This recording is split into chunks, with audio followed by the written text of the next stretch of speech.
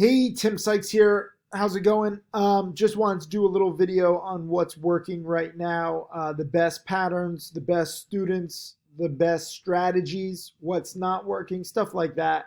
So far, the first 10 trading days of the year, I've made a little over $10,000.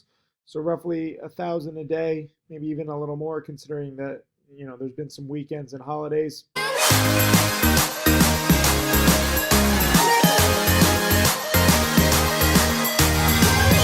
Hey, be sure to subscribe on my channel and click that little alert notification bell so you get alerted when I give you more of my wisdom. What's working best in the market is not a strategy that I'm great at, which sometimes happens. This is TRIL. This has been a nice multi-week runner from a quarter all the way up to nearly $4 a share. So 16 times your money in basically a month, which is awesome. Great example of low price runners. CPAH was Friday's big runner. This was a big short squeeze, and this was actually fantastic because they announced the deal with Honeywell. Before I even get into this, hold on, let me just congratulate. This is like a long story. I gotta congratulate some students. Indian Curry made $1,500. Nearly $1 a share on CPAH. Chiefs fan made like 50% on CPAH. Jose made like 50 cents a share. Good Bajartar, sorry about that, made 550. Monopolist made some money on BLOZF. I'll go over that in a second. But Tim Lento, big props to him. I was actually dip buying BLOZF and he was shorting it. That happens sometimes. I think Kyle Williams, one of my newest six-figure challenge students, also was shorting BLOZF. But Lento, I know, made like 4,000. And these were just some in the chat room. I mean, I have literally hundreds of students who banked on CPAH. A lot of non-students are confused. They're like, Tim, but you didn't personally trade CPAH. Why are your students buying it? Because unlike the many fakes in my industry, I teach my students to be self-sufficient. I don't want you following me. I don't want you following anybody else. Even though I didn't personally trade CPAH, I nailed the call. In the chat room with my commentary. And if you know about my lessons about first green days, especially on Fridays, I'll go over in a second. But congrats to so many students. From the chat room, there was Steve626, Robert Hill, and Pop Cheese were just a few, but there's literally hundreds. I can't keep up. This was my tweet around noon. I said, beautiful short squeeze. God bless all these idiot shorts on Fridays. I don't know, why short sellers are so stubborn with their education. A lot of people ask me, like, don't they ever learn? Literally several short sellers, big short sellers, mock my video lessons and DVDs, even though, their whole education is based on it, but they don't want everybody else to study it. I think probably because if you studied all my DVDs and video lessons, you would come to the inevitable conclusion that shorting plays like CPAH on Friday is just one of the dumbest things that you can do. Shorting BLOZF on a Friday is different because that one is, a multi-day runner that's overextended. And I'll go over that in a second, the difference. Mike day trades, banked on CPAH, sold before the thing doubled. And sometimes that happens too, but you still made 10% on your money. That's how crazy this strategy is, where if you are in the right play at the right time, and it's not that hard. I mean, CPAH was the biggest percent gainer pre-market too. But even if you totally mistime it, you can still make 10%. Like 10% is like a terrible trade on a stock that goes up like 300% on the day. And yet 10% in any other niche, anywhere else in finance in a day is fantastic. Just shows you the opportunity. Here is Angel banked on CPAH, just 100 shares, and that's okay if you take small positions or if you're paper trading. It's all about learning the process. Angel bought at 231, sold at 320, making nearly $1 a share. Here's William in at 313, out at 366. This was Shane. Missed the first one as I played the dip on TRIL. Okay, that was a dip play, 190 to 232, then $420 gain and 660 on the day. Oh, Shane missed CPAH. So, CPAH was the big short squeeze. The news came out with Honeywell and the stock spiked to like 2, And then I saw several big short sellers were shorting it, and they were like piling on pre-market because it double topped here at 220, and the company has terrible fundamentals. So they literally thought that it was going to crack like 130. So in my hypothetical example, I'm trying to put my mind, put myself in the mind of an idiot, stubborn short seller who won't watch DVDs or video lessons and has to learn the hard way. This is perfect downtrending price action. So they're like, oh, this stock never holds its gains. And then they look back, multiple years, and it doesn't hold its gains. The last time it had a multi-day spike was 2018, but this was one and done, one and done, one and done, one and done, one and done, one and done, one and done, one and done. So 1, 2, 3, 4, 5, 6. The last 6 spike attempts all failed. So that's why short sellers, they're not totally wrong in their thesis in a different market environment.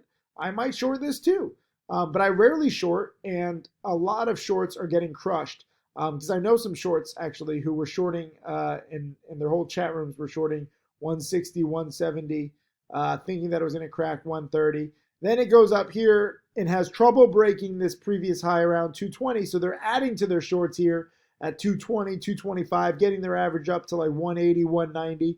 And then, they had a chance to break even if you can get your average up. But a lot of shorts are stubborn. I'm sorry, I'm filming this in the middle of the night. I'm going to post this pre-market, but I'm literally filming this in the middle of the night because my schedule is just so crazy. But long story short, a lot of short sellers are stubborn. So they add to their positions.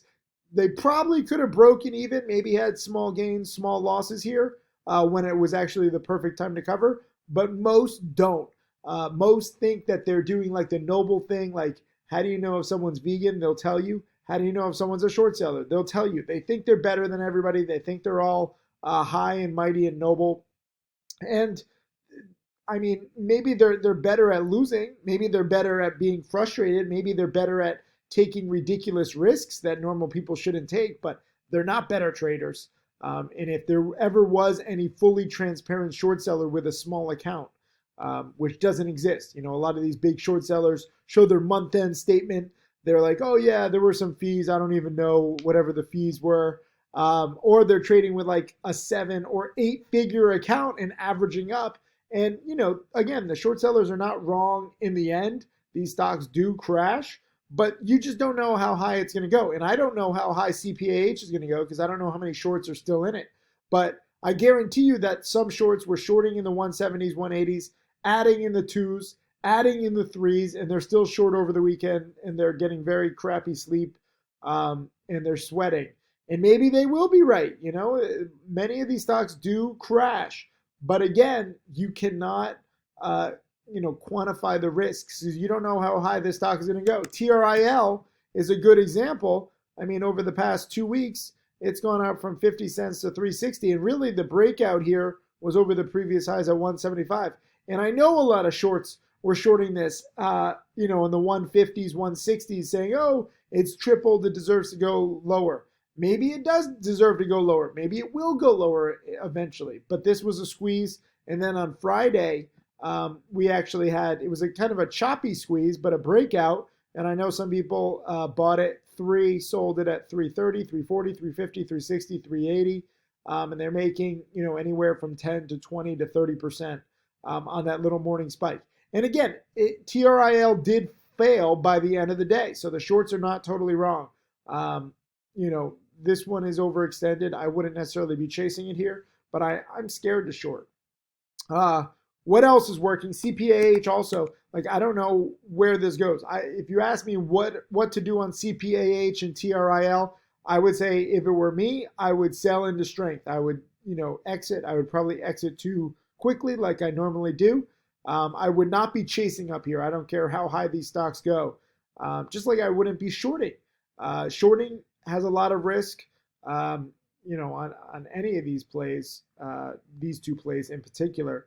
And going long after these 2, 3, 400% run-ups involves a lot of risk. I don't like risk, so I just avoid that. I sidestep. But what also is running these days are these multi-day OTC runners, BLOZF from a quarter up to 80 cents. What was the other one? I'm looking at my watch list. Oh, DMAN. I'm actually long this over the weekend because this is a nice breakout. We don't know how high it's going to go. CYDY had a very similar big breakout right here on the first big green day that I bought around 70 cents. I sold a little too soon the next day in the 80s, and it went all the way up to $1.05 same day. So I sold roughly 20% too soon.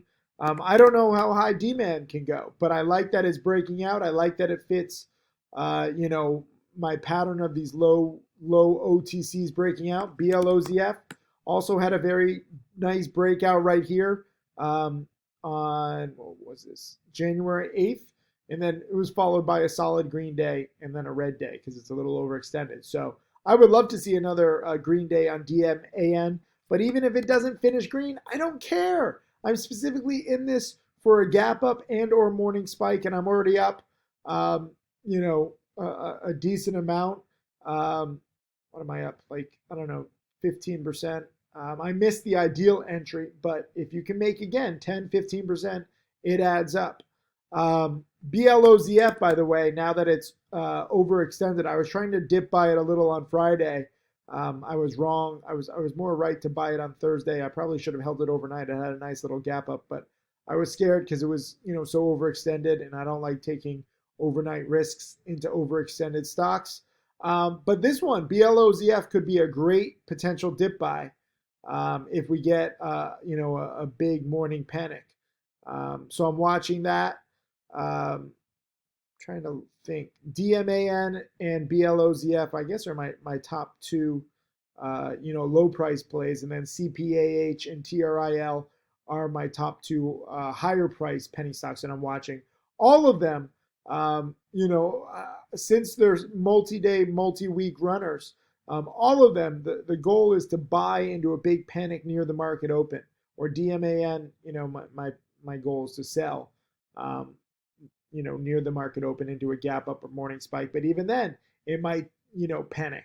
And if we get a morning panic, I will have no problem selling into the gap up, taking my 10, 15, 20% overnight gains, and then going right back in if the panic is big enough. I don't want to just buy back in like, oh, I missed you. It's been 10 seconds since I sold. No, it's not like that. I don't look forward to trading. If you remember, rule number one for me is cut losses quickly, but another very important rule is it's very backwards minded. It's very counterintuitive, but I don't look to trade. I think of myself as a retired trader. I'm only going to come out of retirement if there's a trade that's good enough.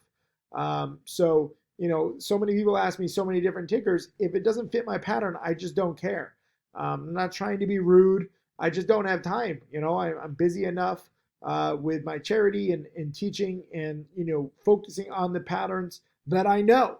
And like I said, I'm not great at short selling patterns like CPAH, short squeeze patterns, my bad.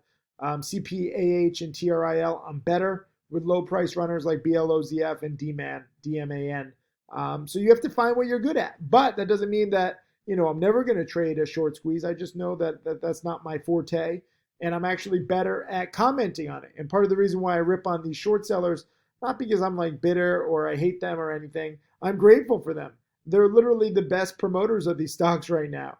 Most penny stock promoters have been out of business. They sold their email lists. They sold their souls. They're all coked up. They're in rehab facilities. Many different reasons why penny stock promoters are not working. But thankfully, we have a lot of ignorant, stubborn, newbie short sellers who just bet against these stocks way too soon. And when they're inevitably forced to cover either on their own or either because the broker can't find shares to short. Either way, when they're buying to cover, that's like a buy and it pushes the prices higher. And all the shorts like to trade together. They're all in their clandestine chat rooms and they all talk about it on Twitter. You should be using the Stocks to Trade social media search tool. You can see what they're shorting. Like they love talking about it because they want others to join their cause. They don't realize that, wait a minute, you might have a flawed strategy. BLOZF was a fantastic short. It's a little low price for me. I don't like shorting stocks under $1 either.